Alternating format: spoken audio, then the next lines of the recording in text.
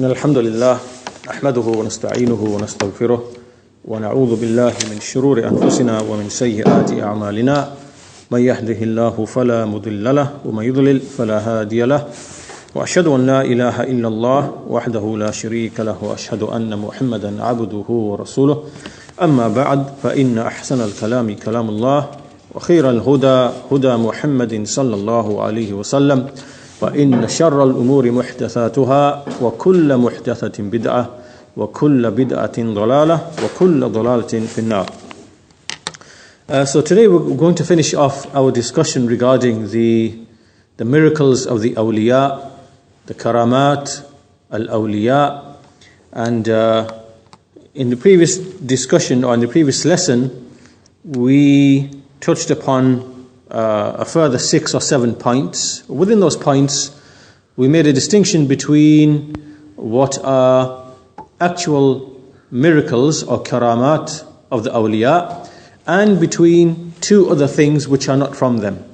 So from those things are those that we might sometimes experience, things which are, highly unlikely, like for example a person is miraculously saved in an accident, for example, right, under very unlikely circumstances. So this is not counted to be a karama, right, in accordance with the definition of a karama, because a karama, a miracle of a righteous person, this is something that opposes the ada, that which we know to be the way that creation operates, the laws within the creation. Right? In these kind of examples, what happens is that this is actually a favor and a bounty from Allah Azza wa Jal. Right? So these kind of instances, they're not to be counted as actual miracles, even though in the language of the people, they might sometimes say, well, that was miraculous. Right? These are not actual miracles in the context of what we are discussing, right? So these are things like, as we said, when a person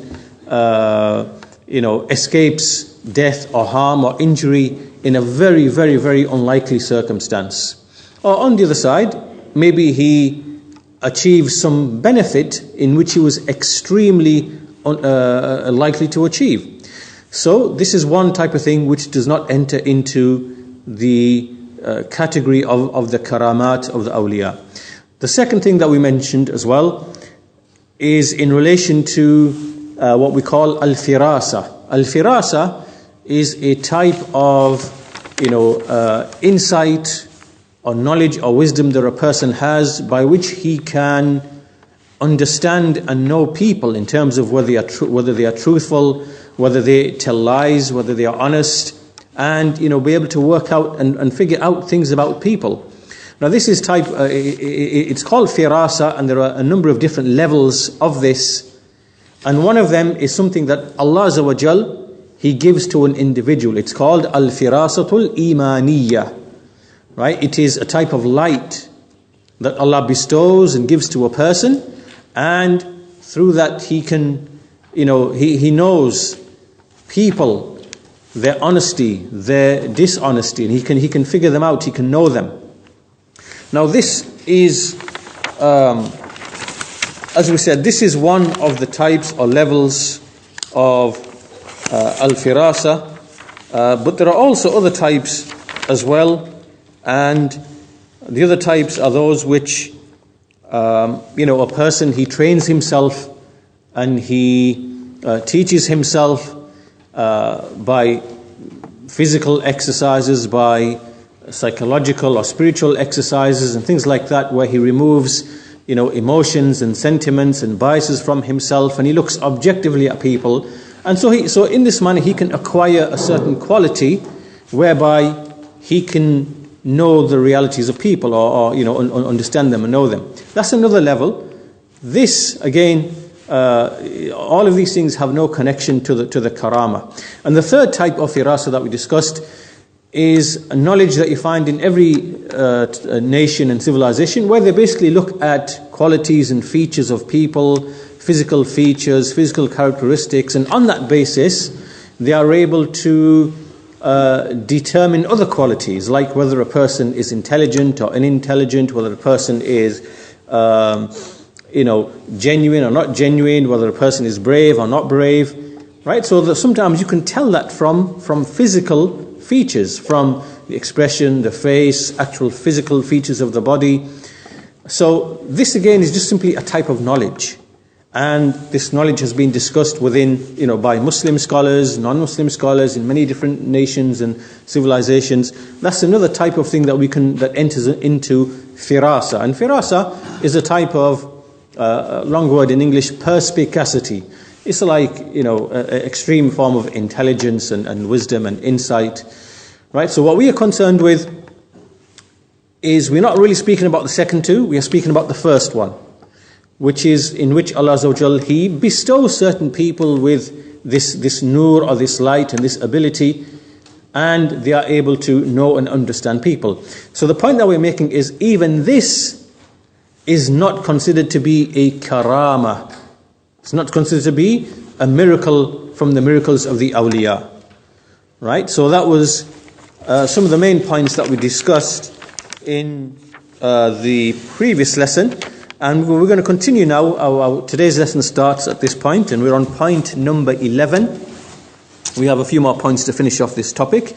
So point number 11 is that, in fact, it continues from a previous point that we made, which is that the miracles can sometimes occur to people who are not necessarily righteous.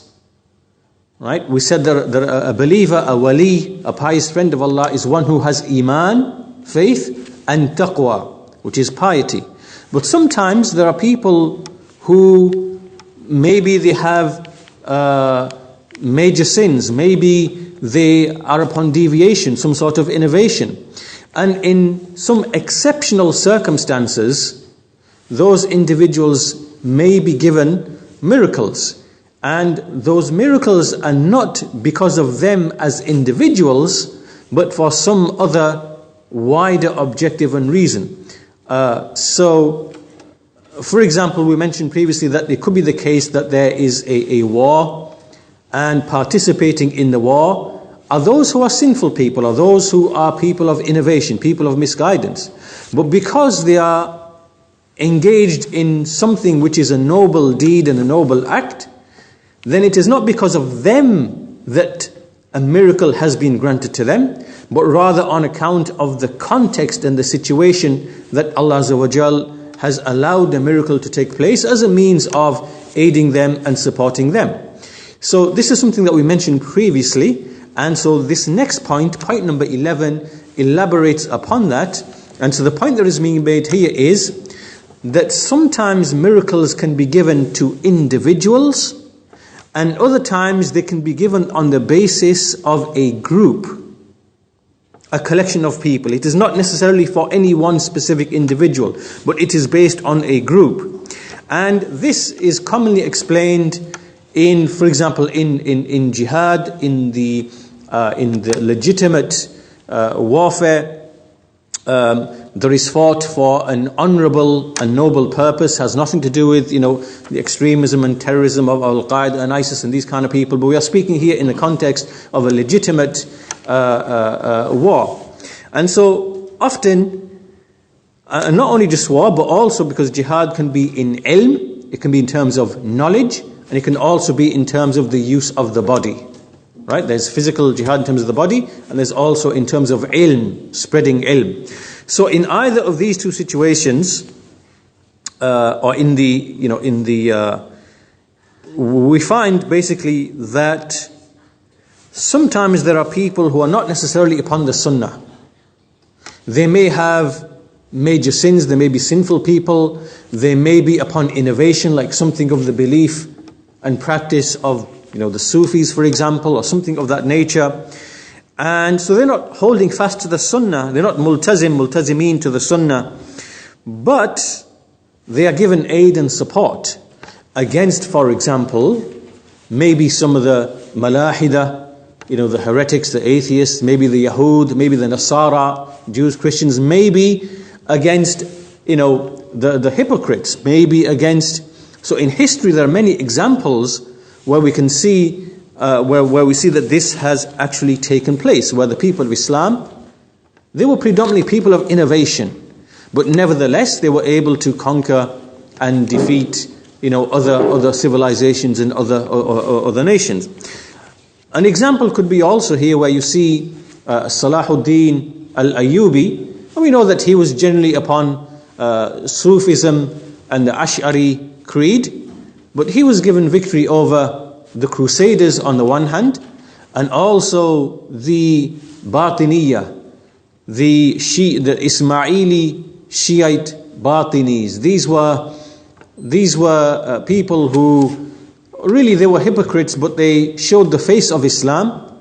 They wore the gown of Shiism as a means of deceiving people, and they were, existed in North Africa in the 4th century, and they eventually took over various regions. They started from Morocco, they moved across to Tunisia, then they went across to Egypt, and they established the city of Cairo, and they took over a Sunni population, and these were disbelieving heretics. They used to worship the dead.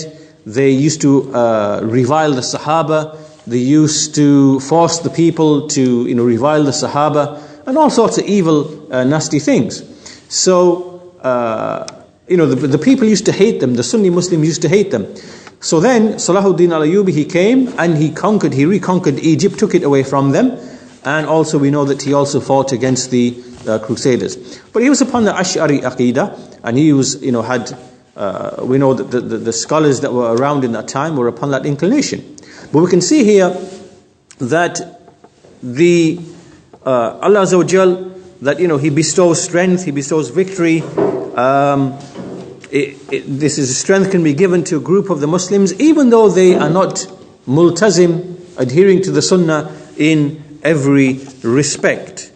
So the intent being here that sometimes Allah Azza wa Jal, He intends to, He aids the Quran, He aids the Sunnah, and this could be when the opponent or the enemy, is someone like a disbeliever or a heretic like the Batini Ismaili Shiites. And because of the nobility of this deed and the greatness of this deed, meaning this deed of jihad, then this actually it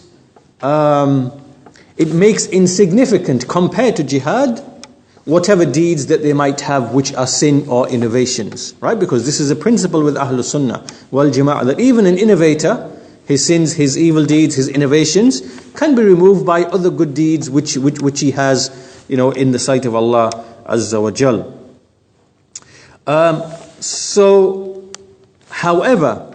So this is something that we affirm, that karamat, miracles, can take place for individuals or groups of people who might be opposed to the Sunnah, in opposition to the Sunnah, right? So we affirm this. This is a reality that we affirm, and it actually takes place. However, this in no way does it mean, this simply means that these people, in the foundations, they are responding to Allah Azza wa Jal and the Messenger Sallallahu Alaihi Wasallam, right? So at least they have something of religiosity, and they are, responding to Allah and His Messenger. However, we have to make sure that we are not deceived by certain people just because miracles are known to happen. Because as should be very clear now from the previous lessons that we've had, the occurrence of miracles does not itself imply absolutely that a person is upon right guidance, right? As we've already established previously, right? Because miracles can take place at the hands of, sometimes sinful people or sometimes people of innovation. So therefore, the point being that we should not be deceived by many of the stories that are often circulated about some of the mujahideen, right? Some of those who are involved in jihad. And there could be people who are upon the way of the Khawarij, for example, the way of the extremists and the terrorists and so on and so forth, right? Because you hear stories which are circulated, and so-and-so miracle happened, and so-and-so miracle happened, and so-and-so happened, whatever else. So we are not deceived by the likes of these things, because those miracles do not establish absolutely that these people are upon right guidance, because of the nature of miracles in the context of what we've been discussing. So basically there are three positions you can take. There are three positions you can take. Some people, when they hear of the likes of these types of miracles that occur to individuals or groups of people who are upon innovation, who have deviation with them, they say, no, we don't believe this. This is not possible. Because these people are misguided, they are upon innovation, they have deviations. So therefore, we negate their existence. Right? So this is rejection. And there are other people who say, well, because they have miracles, this means that they must be righteous. They must be correct. And this means that they must be free from innovation. Because innovation, how can a person be given miracles when he has with him innovation and deviation? So these people then go to another side. And again, this is also incorrect. But as for the people of knowledge, the people who follow the way and the understanding of the Salaf, and this has been explained by Ibn Taymiyyah and many other scholars in his book An-Nubuwat and in other places, they say that yes, a person who is engaged in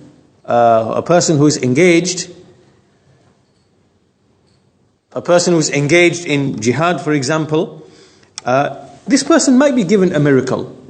Miracles can occur. And even if he is a mubtadi', an innovator, and a deviant, but the reason he was given it was not because of him and as an individual, because of the iman and the taqwa and sticking to the sunnah and being upon the sunnah. It's not because of that, or because of him as an individual, but it is because of the wider context and the nature of the deed that he is involved in, or that the group is involved in, which could be jihad in the path of Allah Azza wa Jal, or for example an Ash'ari, for example, refuting a Christian, or an Ash'ari, for example, fighting against a Batini Shi'i Ismaili, right? And in that context, we see that something which is a genuine karama, a genuine miracle takes place. So this can happen. And because of the greatness and the nobility of the deed he is involved in, then Allah Azza wa Jal may bestow a karama. He may honor that person. Not necessarily because of him as an individual, but because of the greatness of what he's engaged in the wider context. And so the explanation of this would be that yes, innovations are sins, but at the same time, this type of jihad is obedience to Allah. It is the greatest of actions which bring you close to Allah. And we know that al-hasanat, good deeds, they remove the sayyi'at.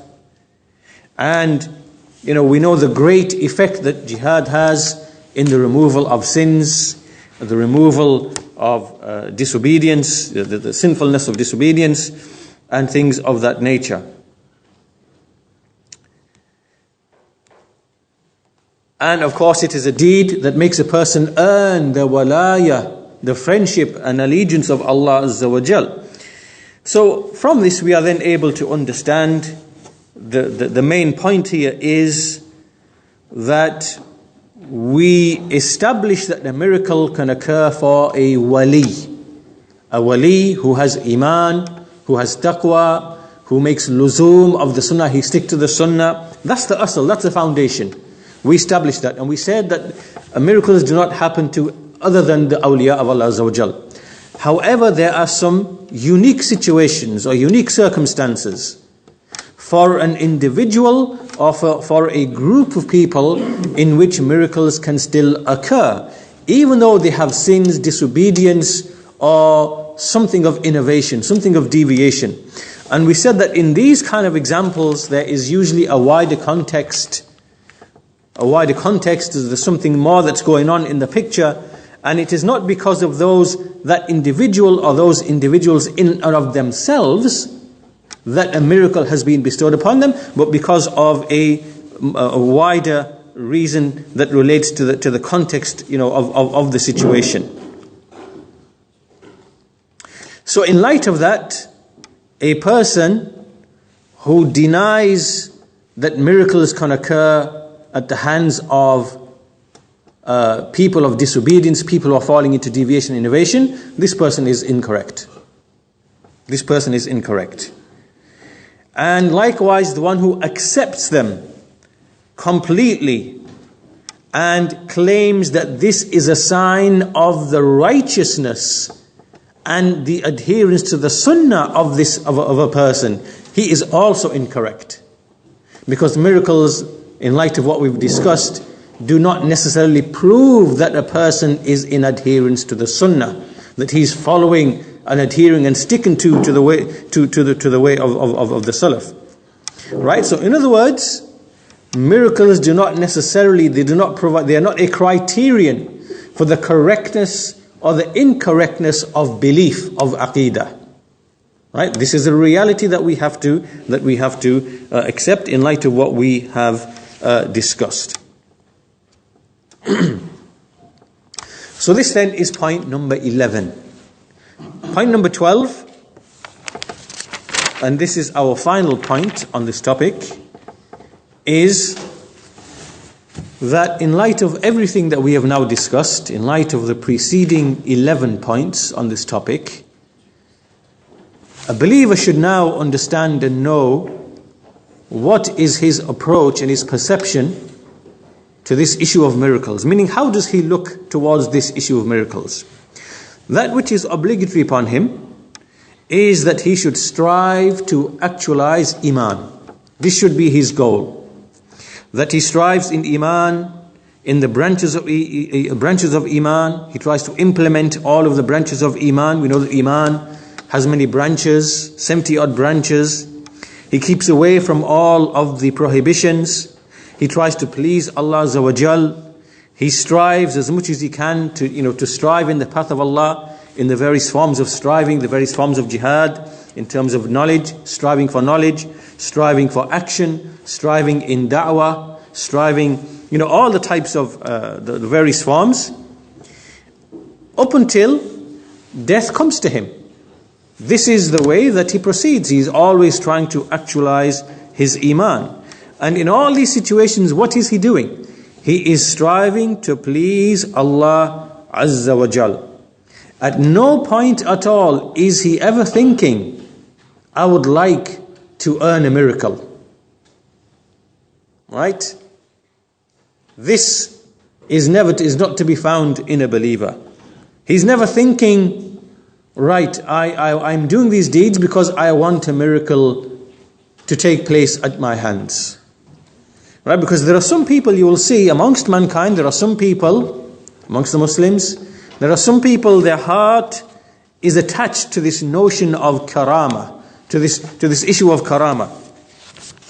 And in fact, not even to the issue of karama, things which are even less than a miracle, less than a karama. Like, for example, righteous dreams. And the stories we hear of a righteous dream or a righteous vision. There are some people, they strive trying to attain a righteous vision and a righteous dream.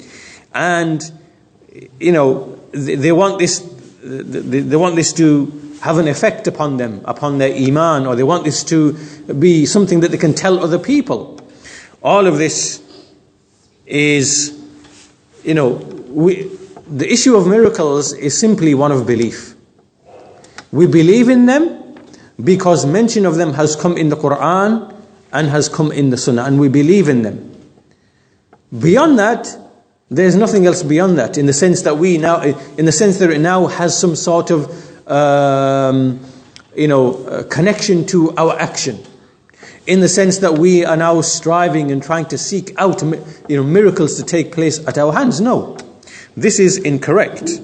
They've come in the texts, and we believe in them. And when news comes to us through verifiable, authentic channels and of news, that we accept them, we believe them. But a believer, a servant, he never ever seeks out a miracle. And as we've said before, that a miracle does not imply that you are a most perfect believer. Because miracles, as we said, there were few amongst the Sahaba, and not many are narrated from the Sahaba. And then there are much more amongst the Tabi'een, much more are narrated, but the Tabi'een are not better and more superior than the Sahaba. So, as we said, Allah Azza wa Jal, He looks at people. There are some whose Iman is stronger, they are more resilient, so therefore He puts them to trial, He gives them ibtila. There are others whose Iman is weaker.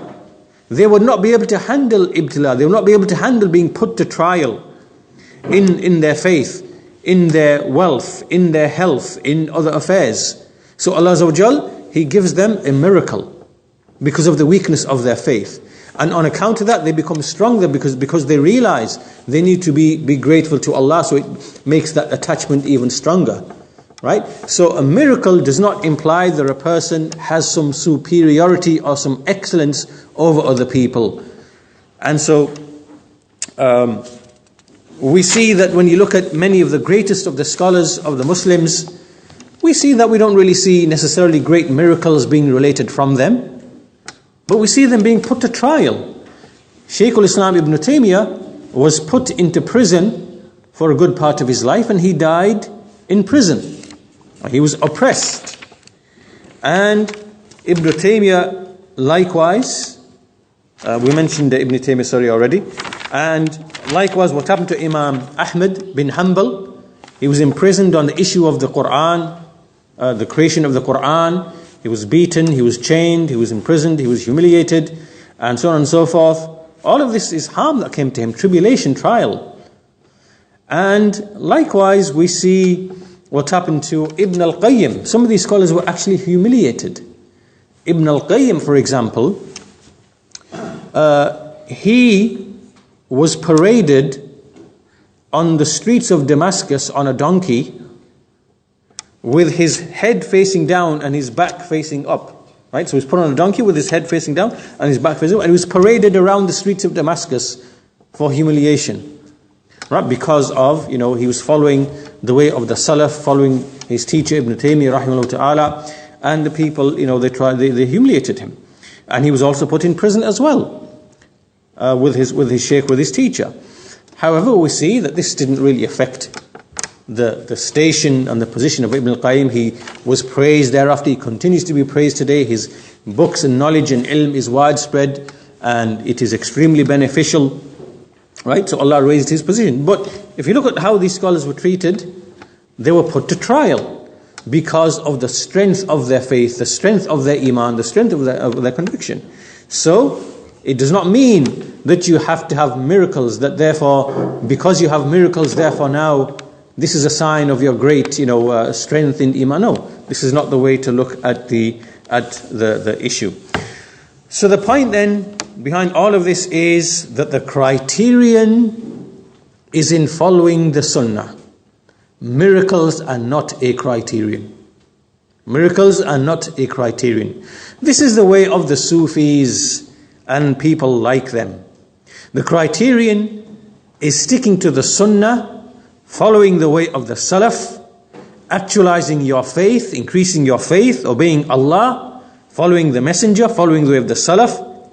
And it may be the case that Allah Azza wa Jal might bestow a person and honor a person with a miracle that is in no way a sign of his excellence or his superiority. And it may be a person might not be given that. Maybe a person will be put to trial by Allah Azza wa Jal.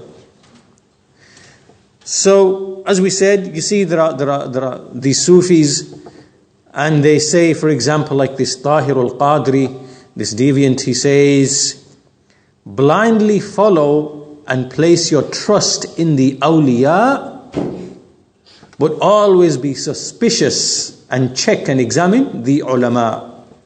And it should be the other way around. Well, it's not necessarily the other way around, but the case is that we follow the people of knowledge, because the criterion is ilm, it is knowledge, it is following the sunnah, it is following right guidance. And miracles do not constitute a proof for right guidance at all. Right? But this is the way of the Sufis, that they always, invoking miracles and things of this nature for the Sufi saints and things like that, and they prove that this is a sign of right guidance. This is incorrect. So the criterion then is the book of Allah Azza wa Jal, the sunnah of the Messenger of Allah sallallahu alaihi wasallam, and sticking to the way of the righteous salaf. And that ends our discussion of the karamat of the awliya, the miracles of the awliya. And this now leads us to the next set of sentences. We'll start them in today's lesson, inshallah ta'ala. And as we are coming towards the end of the treatise, and so now there are discussions of certain other aspects of faith, and from them is the issue of the signs of the hour. Ashratu as-sa'ah, the signs of the day of judgment. And so this is the next topic that we move into. And Imam al-Tahawi rahimahullahu ta'ala, he says, وَنُؤْمِنُ بِأَشْرَاطِ السَّاعَةِ مِنْ خُرُوجِ الدَّجَّالِ وَنُزُولِ عِيسَى بْنِ مَرْيَمَ عَلَيْهِ السَّلَامِ مِنَ السَّمَاءِ ونؤمن بطلوع الشمس من مغربها وخروج دابة الأرض من موضعها ولا نصدق كاهنا ولا عرافا ولا من يدعي شيئا يخالف الكتاب والسنة وإجماع الأمة. So in these sentences, At-Tahawi, he says, and we believe in the signs of the hour, of the appearance of the Dajjal, and the descent of Isa, the son of Maryam alayhi salam, from the heaven. And we believe in the rising of the sun, or the appearance of the sun from the west, and the emergence of the beast out of the earth from its place. So in other words, we believe in these things. But we do not believe a fortune teller, kahin, or a diviner, arraf, again like a soothsayer, nor anyone who claims anything which is in opposition to the book and the sunnah and the ijma', the consensus of the ummah. So these are the sentences that we shall be looking at, inshaAllah ta'ala, over the next couple of weeks. And so we'll move to the commentary of Shaykh Saalih al-Fawzaan, first of all, on the issue of the signs of the hour. Ashratu as-sa'ah, the word ashrat, is the plural of shart. And the meaning of shart is simply, which we translate into like a condition, but here it actually means a sign.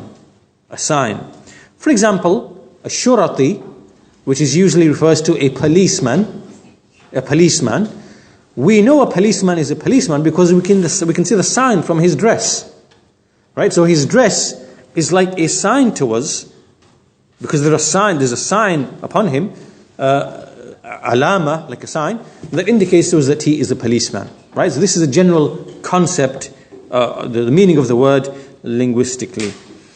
And so in this, sticking with this, ashratu sa'a, therefore it means the alamat, meaning the signs that indicate the nearness of the final hour of the Day of Judgment and the occurrence of the Day of Judgment.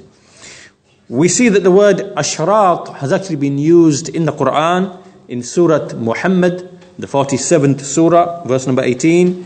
فَهَلْ يَنظُرُونَ إِلَّا السَّاعَةَ أَن تَأْتِيَهُمْ بَغْتَةً فَقَدْ جَاءَ أَشْرَاطُهَا.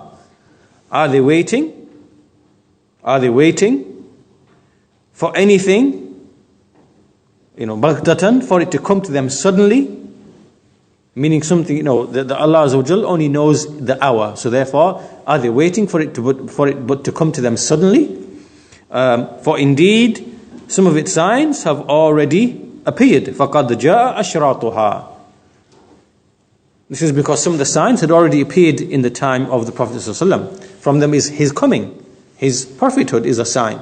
And there are other signs as well. And likewise, Jibreel alayhi salam, he said to the Prophet ﷺ, أَخْبِرْنِي عَنِ السَّاعَةِ, tell me of the hour. And the messenger replied, the one who is asked is not more knowledgeable than the one who is asking. And then he said, well, tell me about its signs then. And he said, from its signs is that the slave girl will give birth to its own master. And you will see the naked, like the Bedouins, the shepherds, the unclothed shepherds, they will be competing in building lofty buildings. So this is the meaning of ashrat, the signs of the hour. Now the scholars have divided signs into three categories. The Shaykh explains, first of all, there are the alamat as-sughra, alamat as-sughra, the minor signs. The minor signs, and these are the signs that the Shaykh says have already appeared and they have ended. They already appeared and they have ended. Then we have the alamat al-wusta. Al-alamat al-wusta. These are the intermediate signs. These are signs which have never ceased to appear and they continue to appear in our times. From them, for example, are the rapid means of transport, the rapid means of communication, the mining of precious materials from the earth, the cities becoming closer to each other, meaning that distances are becoming closer, as if the world is one global village. Likewise, the return of the Yahud to the land of Palestine, and awaiting the Dajjal, and the appearance of many battles and wars and things of that nature. All of these are from the signs that have been mentioned, and these are signs that we see playing out, taking place, and continue to take place. Now the third category are the signs which are known as al-alamat al-kubra, al-alamat al-kubra, which are the major signs. And they include the emergence of the Dajjal, the descent of Isa alayhi salam, the appearance of Ya'juj and Ma'juj, and the appearance of the beast from the earth, the rising of the sun from the west. All of these things have not actually taken place, but they will take place successively after the first of them takes place. So this is the speech of Shaykh Saalih al-Fawzaan on the issue of the signs of the hour. We'll move now to the commentary of Shaykh Saalih Aall Ash-shyakh on this sentence, on the issue of the signs. And so he says that what Imam al-Tahawi intends here is to say that in the Quran and in the Sunnah of the Prophet ﷺ, there is a mention of many things that relate to the unseen, the ghaib, which are to appear or which are to take place near to the final hour. Or they could be from the signs of those events, or from the signs of the hour. So therefore, these affairs enter into Iman. They are part and parcel of Iman. To believe in them is from Iman. It is wajib to have Iman in them. Now, they enter into Iman from a number of angles. First of all, the signs of the hour are things which are from the unseen. And Iman, if you think about Iman, all of Iman is from the affairs of the unseen. If you think of all of Iman, it is really in relation to matters which are unseen. Those things which Allah has informed us of, or the Messenger is informed us of. If you think about all of the 6 pillars of Iman, all the 6 pillars of Iman are from the unseen. If you think about it. Belief in Allah Azza wa Jal. We have not seen Allah Azza wa Jal. Belief in the angels. We have not seen the angels. Believe in the books, the previous books. We have not seen the previous books. The messengers, we have not seen the previous messengers. The last day, we have not seen. It's from the unseen. Al-Qadar, the reality of, Al-Qadar, Allah's decree, His ilm, His writing of this ilm. All of this we do not see, we do not perceive, we do not see this. So all of Iman, the 6 pillars of Iman are from the ghaib, are from the unseen. And so therefore, the signs of the hour which have been mentioned, they therefore also fall into belief in the unseen. And belief in the unseen is the very first quality of a believer mentioned in the Quran. Alif Lam Mim, ذَلِكَ الْكِتَابِ لَا رَيْبَ فِيهِ هُدًى لِلْمُتَّقِينَ الَّذِينَ يُؤْمِنُونَ بِالْغَيْبِ. Alif Lam Mim, that is the book. There is no doubt therein. It contains guidance for the pious, those who believe in the unseen. So this is the first thing. What does Imam at-Tahawi intend? He wants to inform us about things that we are obligated to believe in because they are from Iman, they are from faith, they are from the affairs of the unseen. And the nature of Iman is that we believe in that which is unseen. All the 6 pillars of faith are from the unseen. Also because we know that there were many factions that were present in the time of at-Tahawi, around the turn of the 4th century, just after 300, the Mu'tazila and other than them, they denied certain affairs of the unseen, like for example belief in the Dajjal, belief in the Mahdi and things which came through a hadith. They denied them. And because these affairs like the sun rising from the west, all of these affairs, they were things they could not really grasp or understand. And so therefore they rejected belief in these things. So Imam al-Tahawi has mentioned these things to affirm our belief in them. Now, as far as we're concerned, we only have one principle. That principle is that as long as we have something in a verse of the Quran, and as long as we have something that is authentically related from the Messenger of Allah ﷺ, in a hadith which is sahih, does not have to be mutawatir, it is simply sahih, authentic, then we are obligated to believe in that matter of the unseen which has been mentioned. Now we come to the issue of, again, we come back to the issue of the signs and the definition of the signs. And again, ashrat is the plural of shart, and it simply means an alama allati tufarriqu ash-shay wa tumayyizahu an ghayrihi. Alama is simply a sign that separates something and distinguishes it. That's the meaning of shart here, like a sign. It is something that separates something and distinguishes it.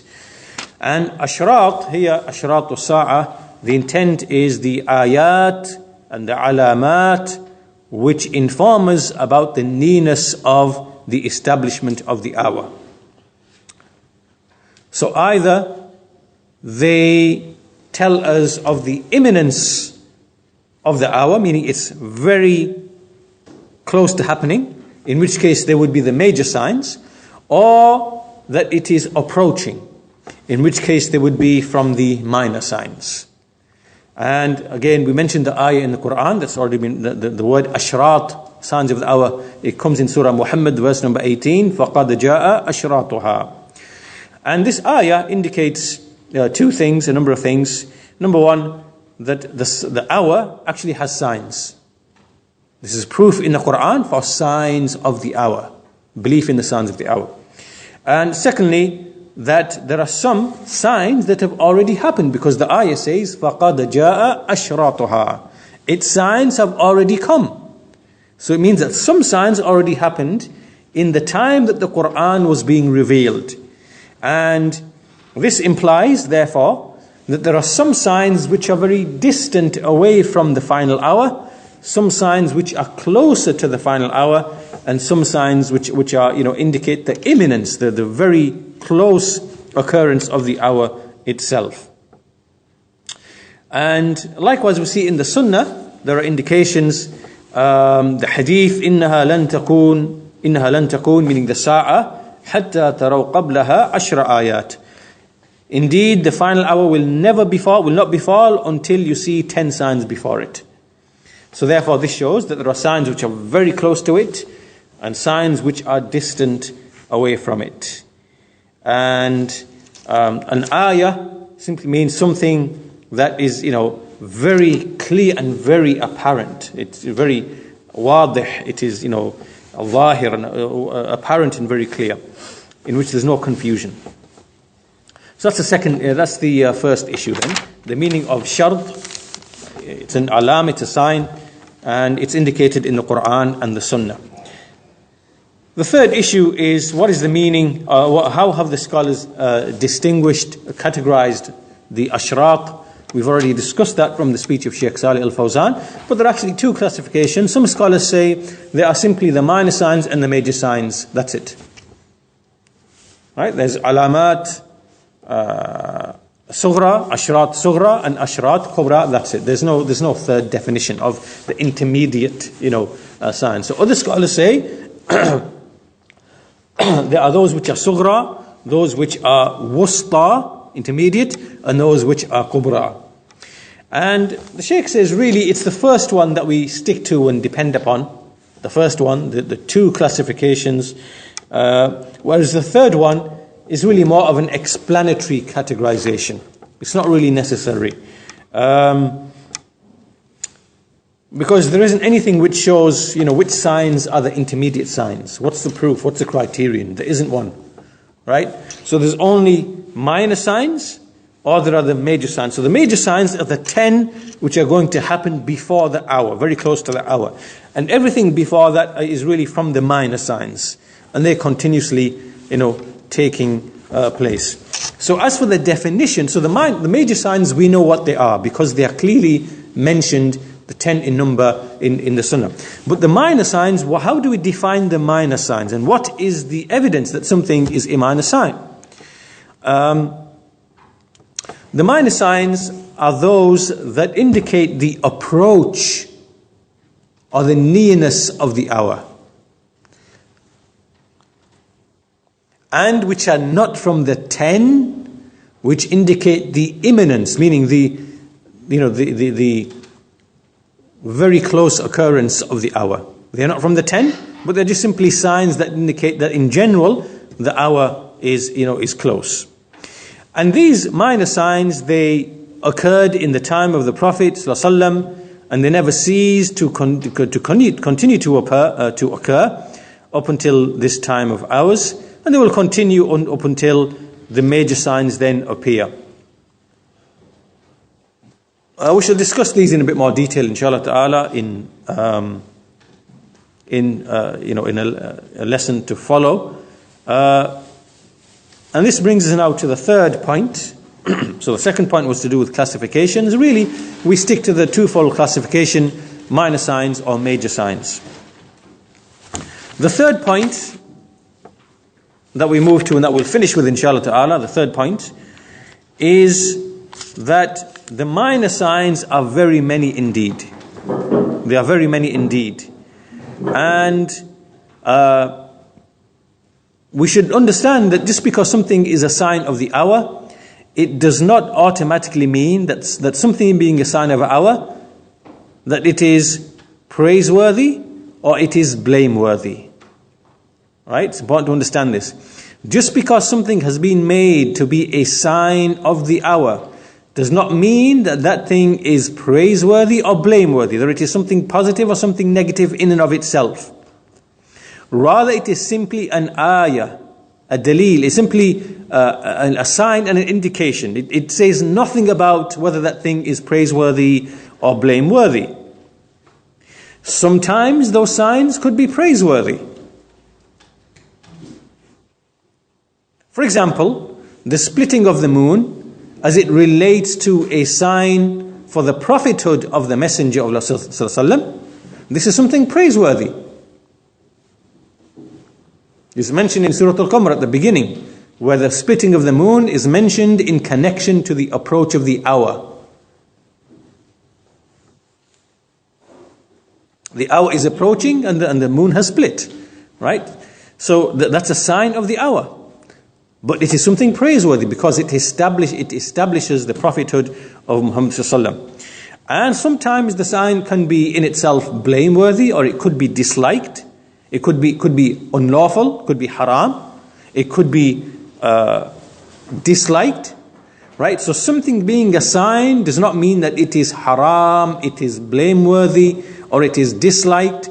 That is not implied by something being a sign. Rather, sign could be positive, praiseworthy, could be unlawful, haram, blameworthy, could be disliked, right? It could be something that's just simply permissible. There's no indication that something being a sign, it doesn't affect its status as far as what the Sharia is concerned in terms of rulings. So the intent then is anything that the evidence shows that it is a sign, it does not show that it is praiseworthy or blameworthy in and of itself. Now the signs of the hour are very many indeed. We find there are many, if you go and look in the ahadith, there are in excess of hundreds of signs of the hour. There are many narrations from them where the Messenger of Allah, he said to Auf bin Malik, count 6 before the establishment of the hour.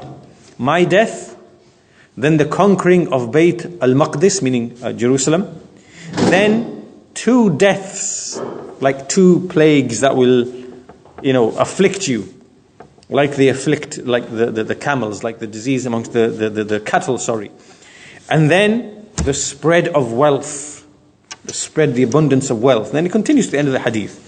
And likewise, there are signs which he mentioned that were to appear close to his time and signs that will appear after his time. For example, there was one sign he mentioned about how a fire will emerge from the Hijaz where Mecca and Medina are, and it will spread and it will be seen until it will illuminate the necks of camels in Basra, all over in Basra. And this is something that we have reports that mention that it happened in the 7th century Hijrah. That this actually occurred. The hour will not be established up until the fire emerges from the Hijaz, from Medina, until it illuminates the necks of the camels in Basra. Right? It'll be so great, this fire.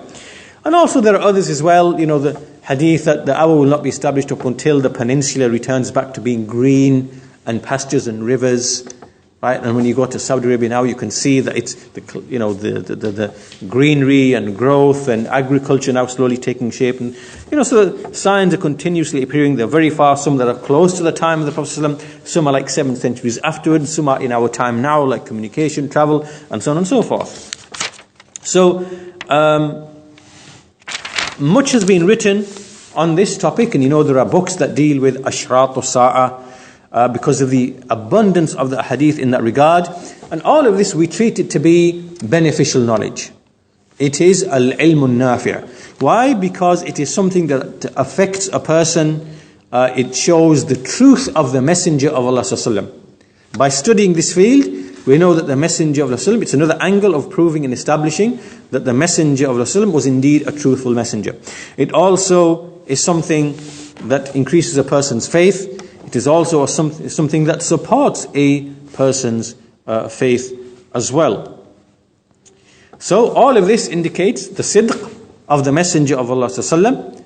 It also indicates that the hour is approaching, it's close, and the Messenger informed of certain things that would occur before it, and many of them have actually occurred as he informed us about them. And for that reason, the fact that we speak about the signs, the minor signs and the major signs, and we remind the people about Dajjal and things like Isa alayhi salam and Ya'juj and Ma'juj and all the minor signs as well, it is something that increases the person's yaqeen, his certainty, strengthens his iman, and it is from the proofs of prophethood. So we'll end at that point in this lesson. Inshallah ta'ala, we will continue to discuss some of the major signs that At-Tahawi mentioned in the next lesson, inshallah ta'ala. Walhamdulillahi Rabbil Alameen, wa sallallahu ala nabiyyina Muhammad wa ala alihi wa sahbihi ajma'in.